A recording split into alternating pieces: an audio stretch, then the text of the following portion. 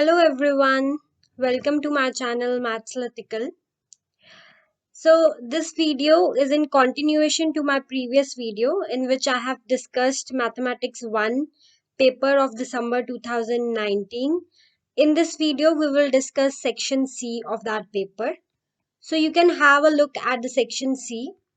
Section C consists of 4 questions. You have to do at least 2 questions from this section. So let's begin with the 15th question. Question number 15. Solve the following system using Gauss elimination method. So 3 equations are given. We have to solve these equations. We have to find out the value of x, y and z using Gauss elimination method. So in Gauss elimination method, what we do, we write the equation in the form of the matrix and then we convert the matrix into a upper triangular matrix. So we can write the above system in this form. Here we will write the coefficients of x, coefficient of y, coefficient of z of the first equation. So 1, minus 2 and 1. Then coefficient of x 2, 1, minus 3 and then 4, minus 7, 1. So this is the coefficient matrix. This is the matrix of unknowns and this is the right hand side of the equation 0, 5 and minus 1. 0, 5 and minus 1. We have written them here. So now what we will do, we will convert this matrix into upper triangular matrix. So I have to make 0 here and I have to make 0 here.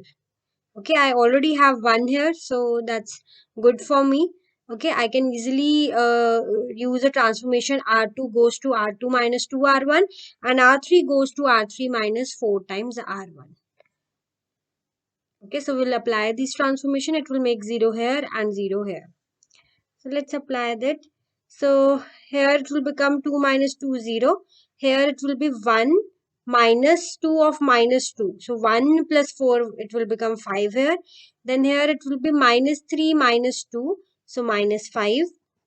Then here 4 minus 4, 0. Then minus 7 plus 8. Minus 7 plus 8, it will be 1. Then 1 minus 4. 1 minus 4 will be minus 3. And right hand side, how the right hand side will change? 5 minus 2 times 0. So 5 minus 2 times 0 will be 5 minus 0. So it will remain 5. Then minus 1 minus 0. So minus 1. Okay, so no changes will occur here because of this 0. So now what we want 1 here.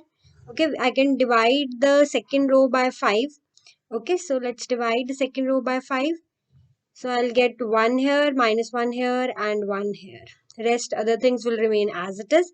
Now I will make 0 here. Okay, so I can use a transformation. R3 goes to R3 minus R2. So when I apply this transformation, here it will be 1 minus 1, 0. Here it will be minus 3 plus 1 minus 2. And then minus 1 minus 1, it will be minus 2 here. So I have got a upper triangular matrix. I will again convert this matrix into equation. So when you multiply the first row with x, y, z, we get x minus y plus z equal to 0. Then multiply the second row with this column matrix. So I get y minus z equal to 1. And then multiply the third row with this column matrix. You get minus 2z equal to minus 2. So from third equation, you can see the value of z is coming out to be 1. Now back substitute this value of z in second equation. Okay, we'll put the value of z here. Okay, so we will get y minus 1 equal to 1. So from here the value of y is coming out to be 2. Then again put the value of y, and put the value of z in the first equation here. So we get x minus 4 plus 1 equal to 0. So from here we get the value of x to be 3. And in this way we have solved the system of equation by Gauss elimination method. We get the value of x equal to 3, y equal to 2 and z is equal to 1.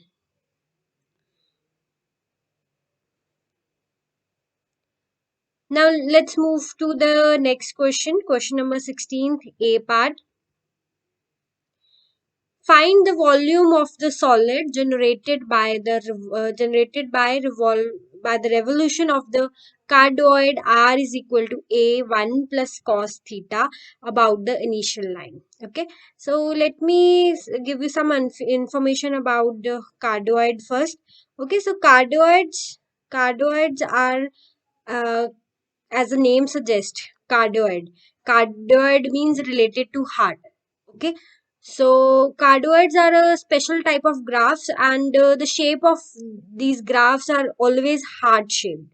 Okay, so this graph is in polar coordinates. So I have made Cartesian coordinate by mistake. So let's make the polar coordinate. This is the initial line of the polar coordinate. Okay, so when theta is 0, so I'll write down the values of theta, and correspondingly I will write the value of r. So when theta is 0, I get 1 plus cos 0. What is the value of cos 0? Cos 0 is 1. So I get 1 plus 1, 2. So the value of r is 2a. Value of r is 2a. When theta is pi by 2, when theta is pi by 2, value of r will be cos pi by 2 is 0. So we get the value of r to be a.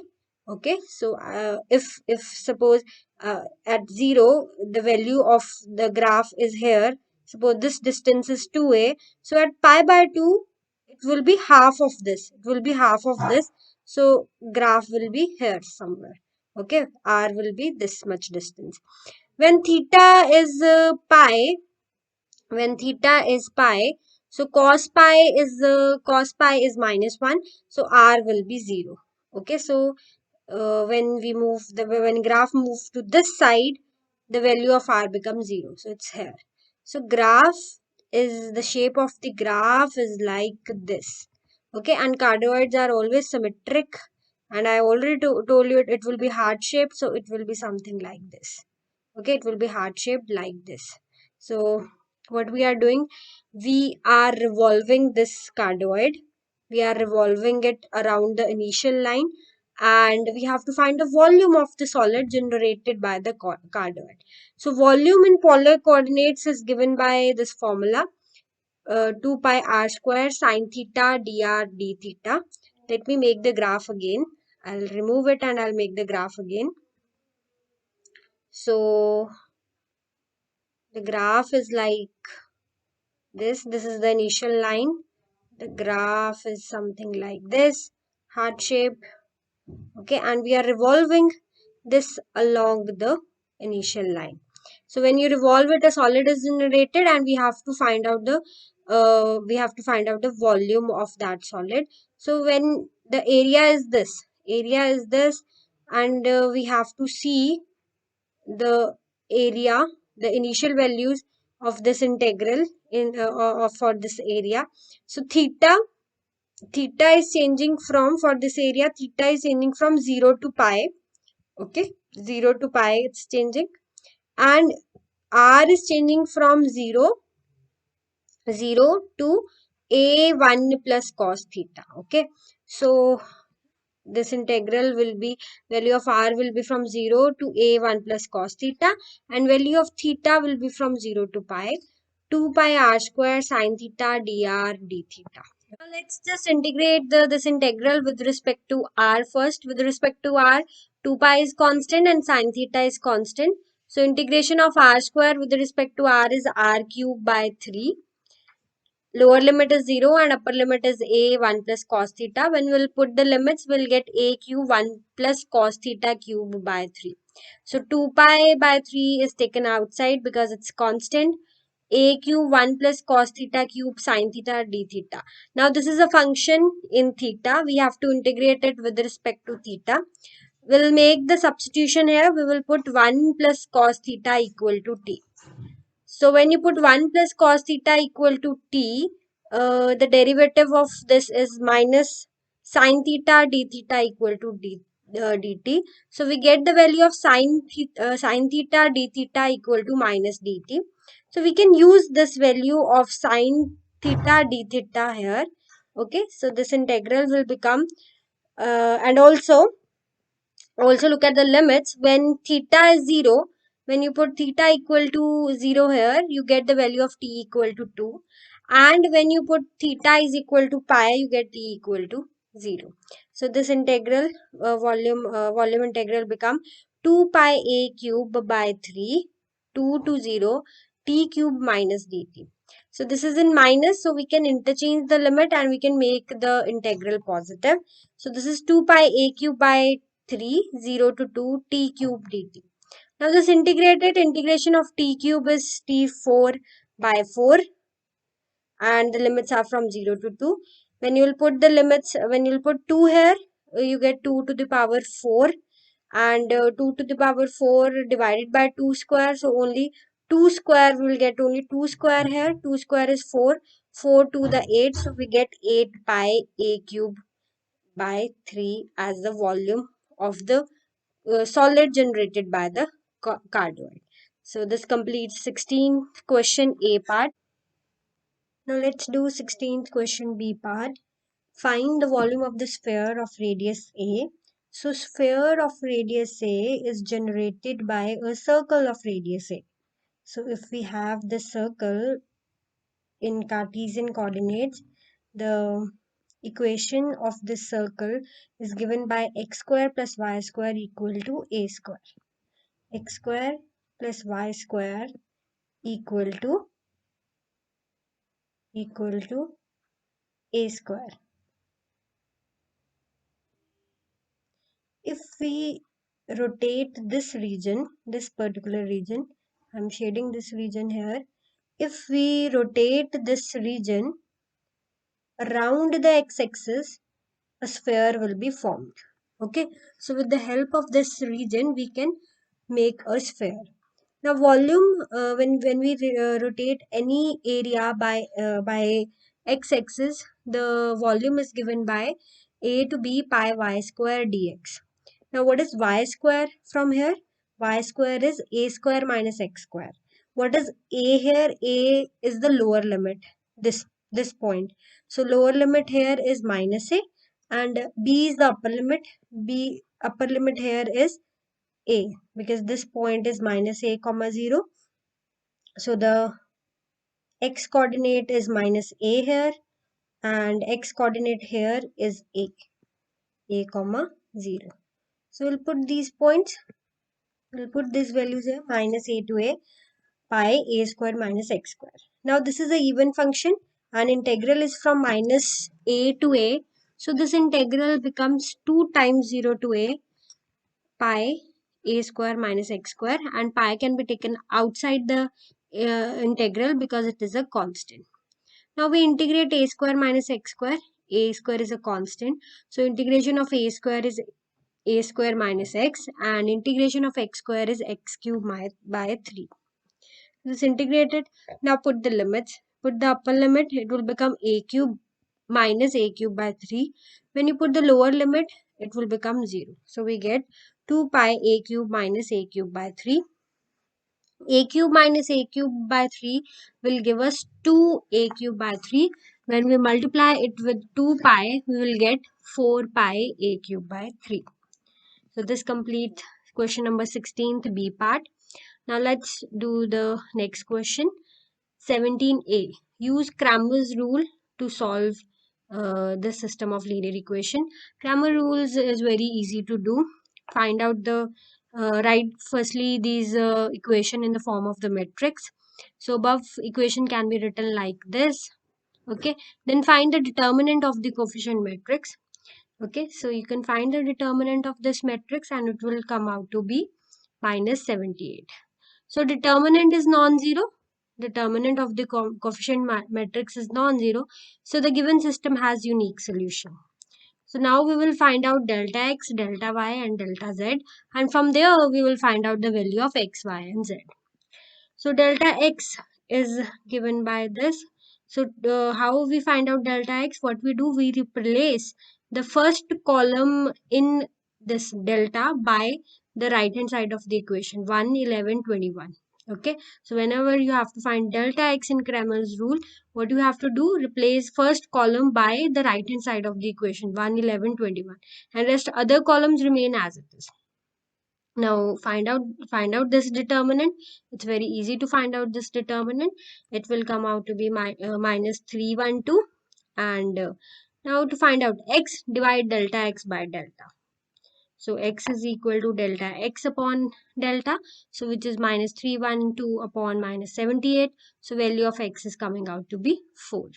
Now similarly you can find out delta y and delta z.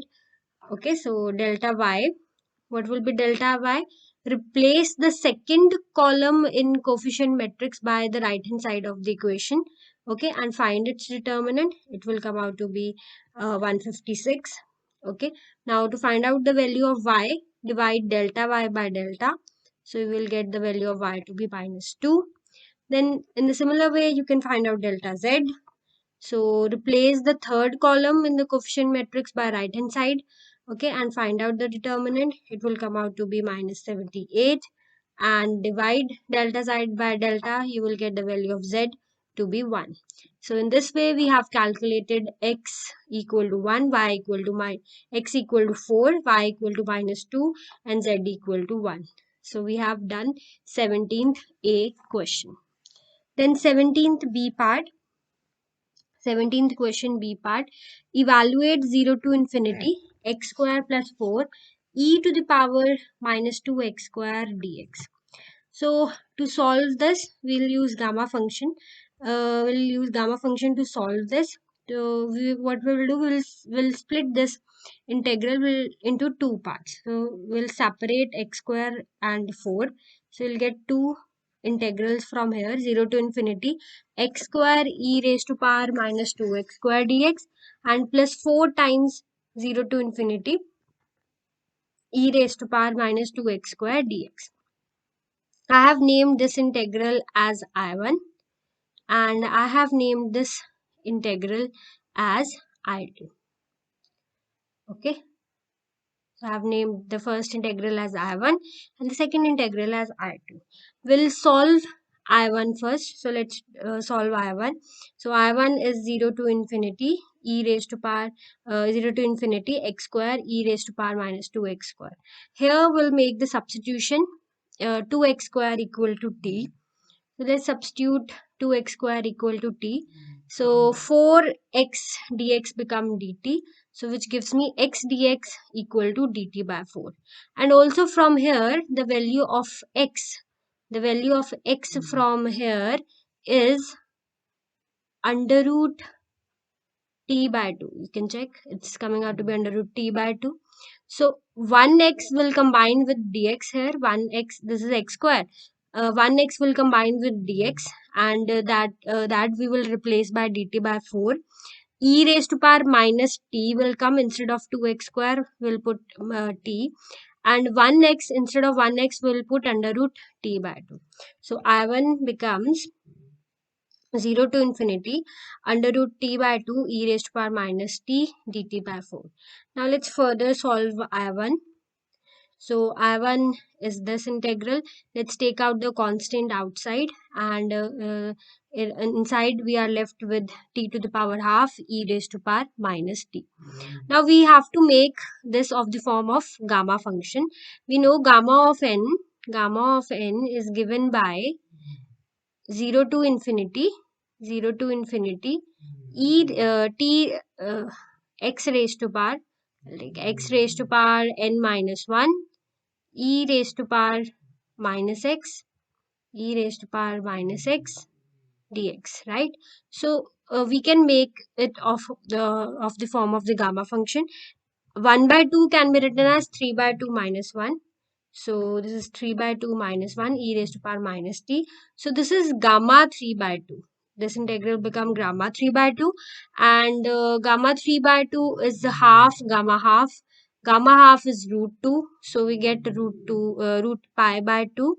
So we get the value of I1 as root pi upon 2 root 2. Now let's solve this integral, the second one, 0 to infinity e raised to power minus 2x square. This is I2 here, 0 to infinity e raised to power minus 2x square.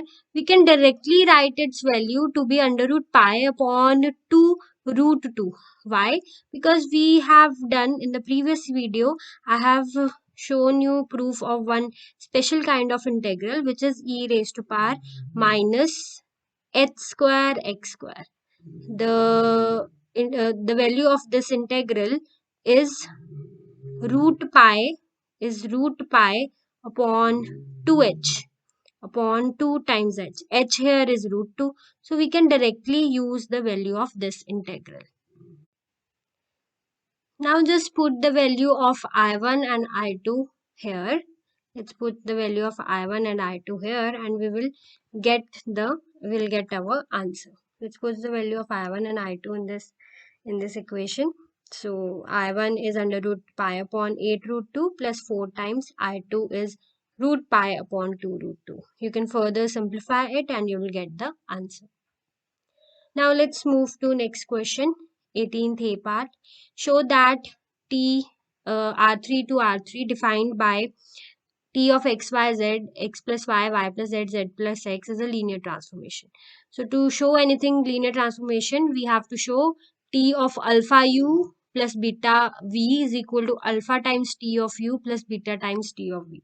So let's take two vectors u and v in R3 and take two scalars alpha beta in R.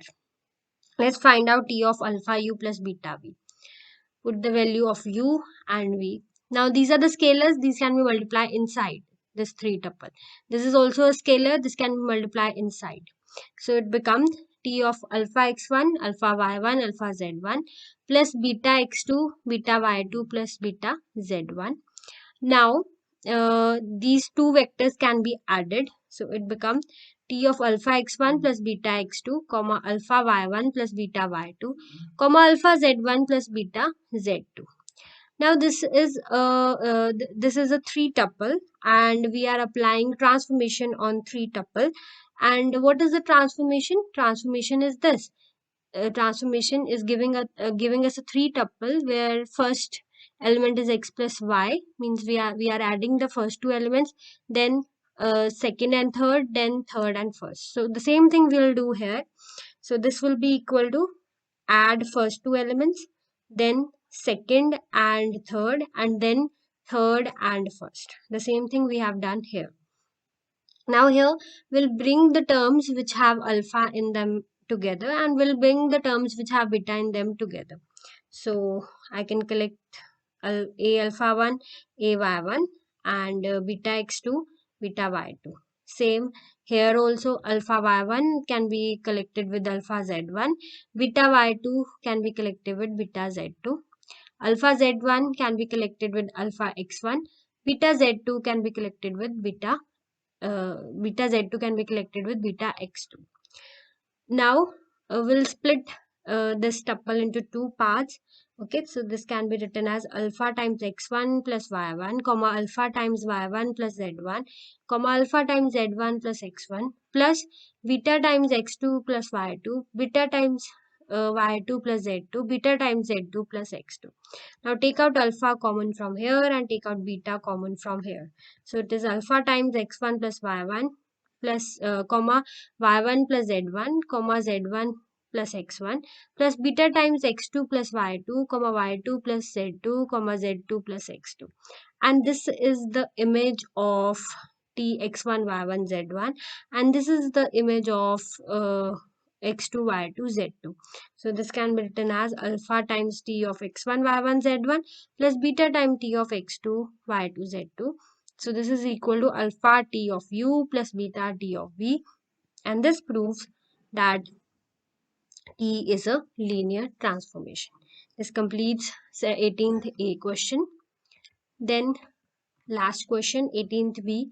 Let R3 to R3 be defined by this. You have to find a matrix corresponding to standard basis. So standard basis of R3 are 1 0 0 0 1 0 0 0 1. Okay, so we'll see the image of the standard basis first. So T E1, E2, E3. Let's see their images. So T of 1, 0, 0. If you put x equal to 1 here, what we get? We get 1, comma 2, comma 3, right? Same if you find out T and how we can represent it in the form of E1, E2, E3. It can be written as 1 times E1 plus 2 times E2 plus 3 times E3. Same if you find out T of 0, 1, 0, again it is 1, 2, 3, and it can be represented in the same way. If you find out the T of 0, 0, 1, again it is coming out to be 1, 2, 3, and it can be written as 1 time E1 plus 2 times E2 plus 3 times E3. So we have got the coefficients here 1, 2, 3, 1, 2, 3, and 1, 2, 3. We'll write this coefficient in the form of the matrix and we'll take its transpose. So write these coefficient in the form of the matrix and then take the transpose. That transpose will become the matrix relative to this matrix for this linear transformation relative to the standard basis. So this completes this question paper. I hope you like this video. Please feel free to ask your problems. Like, share, and subscribe my channel. Thank you so much. Take care. Have a good day.